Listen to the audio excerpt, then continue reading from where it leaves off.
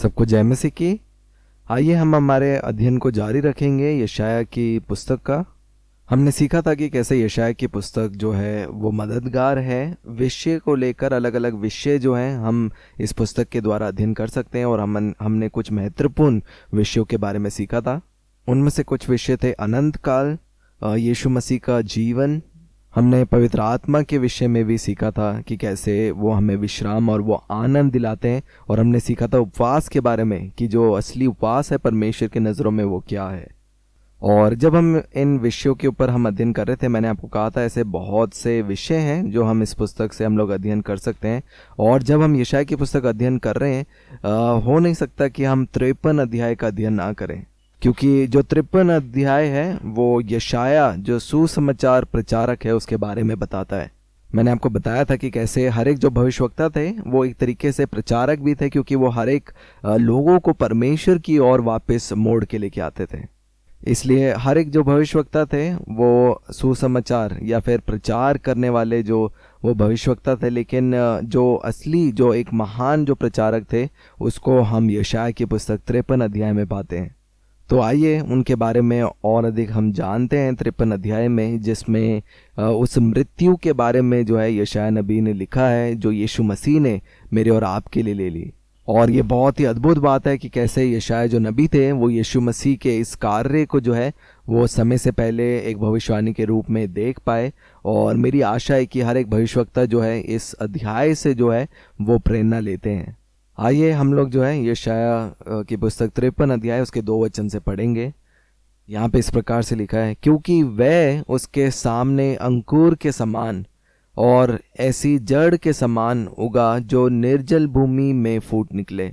उसकी ना तो कुछ सुंदरता थी कि हम उसको देखते, और ना उसका रूप ही हमें ऐसा दिखाई पड़ा कि हम उसको चाहते।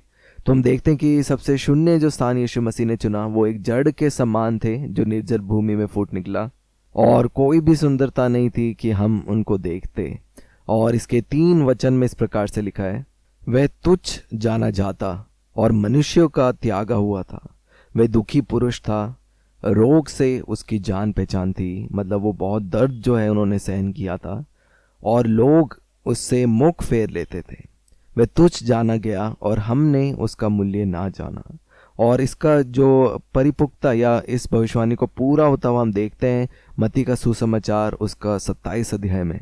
और जब हम वहाँ पे 27 अध्याय में 29 से लेकर 31 वचन तक पढ़ते हैं तो वो सारे भविष्यवाणी जो यहाँ पे लिखी है उसको पूरा होता हुआ हम देखते हैं। हम सारे नहीं पढ़ेंगे, लेकिन हम वापस जो है 53 अध्याय में हम आएंगे। 4 वचन में जो है इस प्रकार से लिखा है, निश्चय उसने हमारे रोगों को सह लिया और हमारे ही दुखों को उठा लिया। इसको बहुत ही सुंदर तरीके से जो है पतरस भी अपनी पत्री में लिखता है, पहला पतरस की पत्री 2 अध्याय 24 वचन में।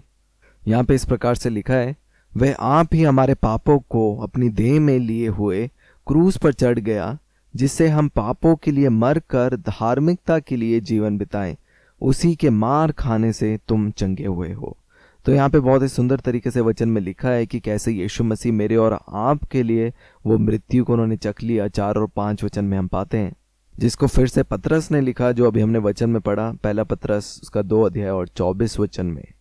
और जो सजा मेरे और आपके लिए थी, आपको मालूम है जो मजदूरी थी पाप की, वो यीशु मसीह ने अपने ऊपर ले ली, जिसको हम 53 अध्याय 6 वचन में जो है इस प्रकार से हम देख सकते हैं। वहाँ पे इस प्रकार से लिखा है कि यहोवा ने हम सबों के अधर्म का बोझ उसी पर लाद दिया। और मत्ती का सुसमाचार 8 अध्याय 17 वचन में भी इसे बहुत ही सुंदर तरीके से जो है लिखा गया है। वहाँ पे इस प्रकार से लिखा है, ताकि जो वचन यशायाह भविष्यवक्ता के द्वारा कहा गया था वह पूरा हो। उसने आप हमारी दुर्बलताओं को ले लिया और हमारी बीमारियों को उठा लिया। हम 6 वचन में पढ़ेंगे, आगे लिखा है 53 अध्याय 7 वचन में इस प्रकार से लिखा है, वह सताया गया तो भी वह सहता रहा और अपना मुंह ना खोला। जिस प्रकार भेड़ वध होने के समय और भेड़ी ऊन कुतरने के समय चुपचाप शांत रहती है। और इसको पूरा होता हुआ हम देख सकते हैं प्रेरितों के काम 8 अध्याय उसका 32 और 33 वचन में। इसको जो है आप बाद में पढ़ सकते हैं। आगे 53 अध्याय 8 वचन में हम देखते हैं कि कैसे यीशु मसीह जो है वो मेरे ही लोगों के अपराधों के कारण, हम सब के पापों के कारण जो है उस पर मार पड़ी। और फिर 9 वचन में इस प्रकार से लिखा है कि उसकी कब्र भी दुष्टों के संग ठहराई गई और मृत्यु के समय वह धनवान का संगी हुआ, यद्यपि उसने किसी प्रकार का उपद्रव ना किया था। और इनका जो वचन का अर्थ है वो हम पाते हैं प्रेरितों के काम उसका 4 अध्याय और उसके 27 और 28 वचन में। आप सबको उत्साहित करता हूँ कि आप ज़रूर इन वचनों को पढ़ें। और इन सब के बावजूद भी यहाँ पे 9 वचन में लिखा है, वो सब सहने के बाद भी यीशु मसीह जो है उन्होंने जो है अपना मुंह नहीं खोला, वो किसी भी चीज़ में जो है वो दोषी नहीं ठहराए गए। और पहला पत्रस की पत्री 2 अध्याय 22 वचन जो है इसे बहुत अच्छी तरीके से बताती है। आप इसे पढ़ सकते हैं, पहला पत्रस की पत्री उसका 2 अध्याय और उसका 22 वचन। 53 अध्याय 9 वचन में इस प्रकार से लिखा है, उसने किसी प्रकार का उपद्रव ना किया था और उसके मुंह से कभी छल की बात नहीं निकली थी। फिर भी जो है उन्होंने मेरे और आपके लिए उन सारे पापों की जो सज़ा है, जो मृत्यु है, यीशु मसीह ने अपने ऊपर ले ली।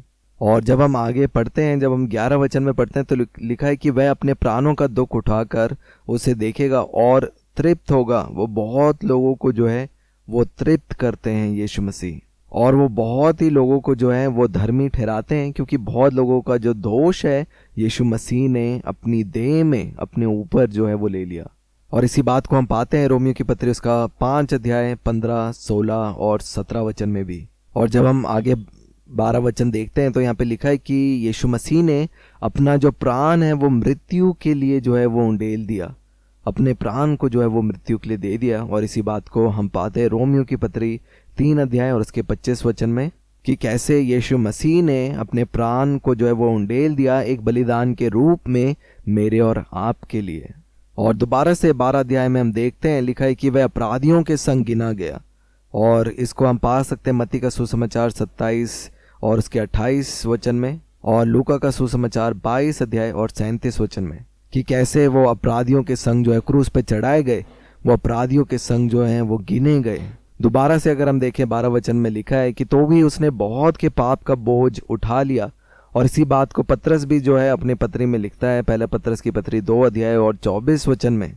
और फिर से जब हम देखेंगे 53 अध्याय 12 वचन में लिखा है कि वो अपराधियों के लिए विनती करता रहा, क्योंकि वो अपराधियों के संग गिना गया, ताकि वो उनको समझकर, उनके दुख को समझकर जो है वो उनके लिए विनती करते रहें। और वो आज भी जो है हर एक जन जो अपराधी लोग हैं, पूरी मानव जाति के लिए जो है यीशु मसीह जो है वो मध्यस्थ की प्रार्थना करते हैं।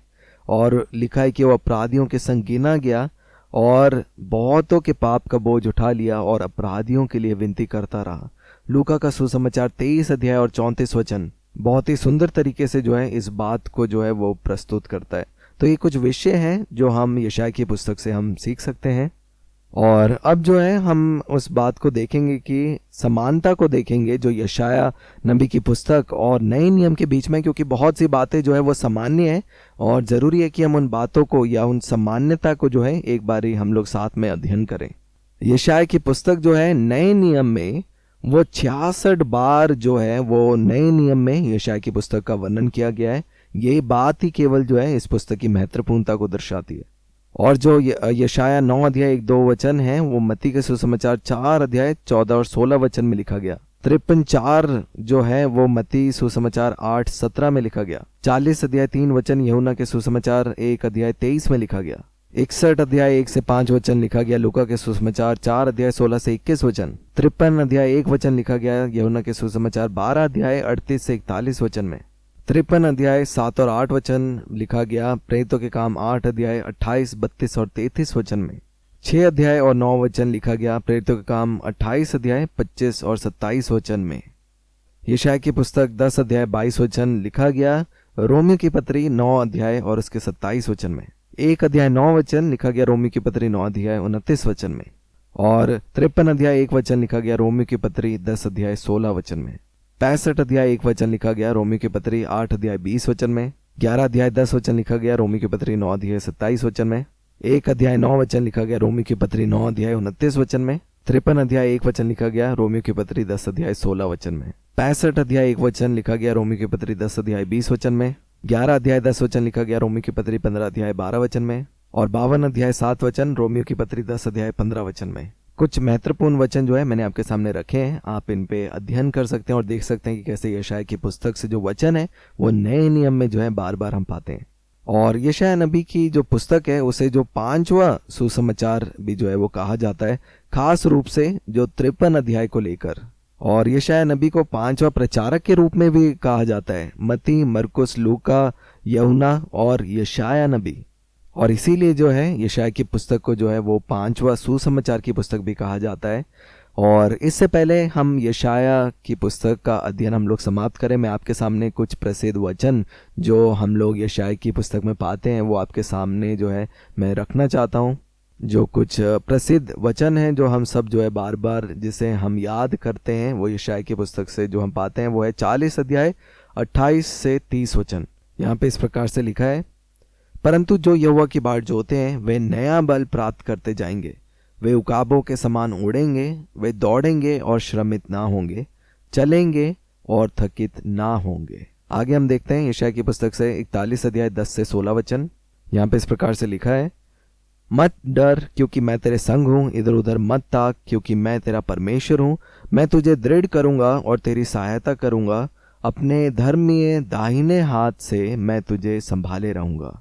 वहाँ पे इस प्रकार से लिखा है, मेरे दास को देखो जिसे मैं संभाले हूँ, मेरे चुने हुए को जिससे मेरा जी प्रसन्न है, मैंने उस पर अपना आत्मा रखा है। आगे देखते हैं 43 अध्याय 1 से 5 वचन। वहाँ पे इस प्रकार से लिखा है, मत डर क्योंकि मैंने तुझे छुड़ा लिया है, मैंने तुझे नाम लेकर बुलाया है, तू मेरा ही है। जब तू जल में होकर जाए मैं तेरे संग संग रहूंगा, और जब तू नदियों में होकर चले तब वह तुझे ना डुबा सकेगी, जब तू आग में चले तब तुझे आँच ना लगेगी और उसकी लो तुझे ना जला सकेगी। आगे हम देखते हैं 46 अध्याय और उसके 10 वचन में भी।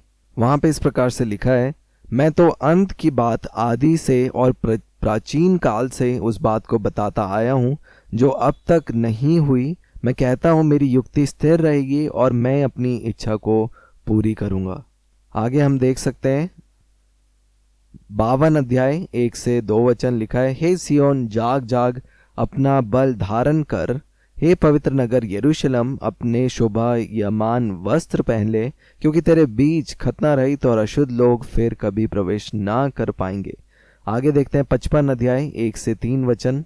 वहां पे लिखा है, अहो सब प्यासे लोगों पानी के पास आओ, और जिनके पास रुपया ना हो तुम भी आकर मोल ले लो और खाओ, दाख मधु और दूध बिन रुपए और बिना दाम ही ले लो। आगे देखेंगे 60 अध्याय 1 वचन। वहां पे लिखा है, उठ प्रकाशमान हो क्योंकि तेरा प्रकाश आ गया है। 61 अध्याय 1 से 5 वचन में लिखा है, यहाँ पे इस प्रकार से लिखा है, प्रभु यहोवा का आत्मा मुझ पर है, क्योंकि यहोवा ने सुसमाचार सुनाने के लिए मेरा अभिषेक किया है। इसी बात को हम पाते हैं यीशु मसीह कहते हैं लूका का सुसमाचार उसके 4 अध्याय में, आप उसे पढ़ सकते हैं। आगे देखेंगे 64 अध्याय 1 से 3 वचन में लिखा है, भला हो कि तू आकाश को फाड़ कर उतार आए और पहाड़ तेरे सामने कांप उठे। आगे देखेंगे 66 अध्याय 1 और 2 वचन। यहाँ पे इस प्रकार से लिखा है, यहोवा यूं कहता है, आकाश मेरा सिंहासन और पृथ्वी मेरे चरणों की चौकी है। तुम मेरे लिए कैसा भवन बनाओगे और मेरे विश्राम का कौन सा स्थान होगा? यहोवा की वाणी है, ये सब वस्तुएं मेरे ही हाथ की बनाई हुई है, इसलिए ये सब मेरी ही है। तो इन वचन में पाते हैं कि कैसे लिखा है कि जो आकाश जो है वो मेरा सिंहासन और पृथ्वी मेरे पांव की चौकी है। कौन सा भवन तुम मेरे लिए बनाओगे? मनुष्य का जो मन है वो ही जो है परमेश्वर का असली मंदिर है। और आखिर में हम देखेंगे यशायाह की पुस्तक 66 अध्याय और उसका 22 वचन। वहां पे इस प्रकार से लिखा है, क्योंकि जिस प्रकार नया आकाश और नई पृथ्वी जो मैं बनाने पर हूं मेरे सम्मुख बनी रहेगी।